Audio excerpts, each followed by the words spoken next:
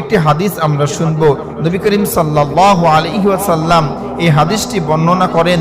তিনি বলেন যে 60টি ব্যক্তি ধ্বংসের বিষয় থেকে 60টি বিষয়ে তোমরা বেঁচে থাকো, কেননা এই 60টি বিষয় মানুষকে ধ্বংস করে দেয়। 60টি বিষয় মানুষকে ধ্বংস করে দেয়। বুখারী শরীফের হাদিস 6857 নম্বর হাদিস। এই হাদিসটি হযরতে আবু হুরায়রা রাদিয়াল্লাহু তাআলা আনহু বর্ণনা করেন।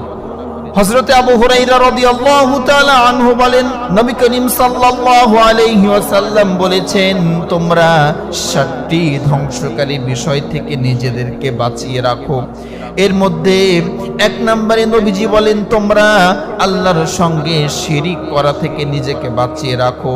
2 নাম্বার, তোমরা জাদু টোনা করা থেকে নিজেকে বাঁচিয়ে রাখো।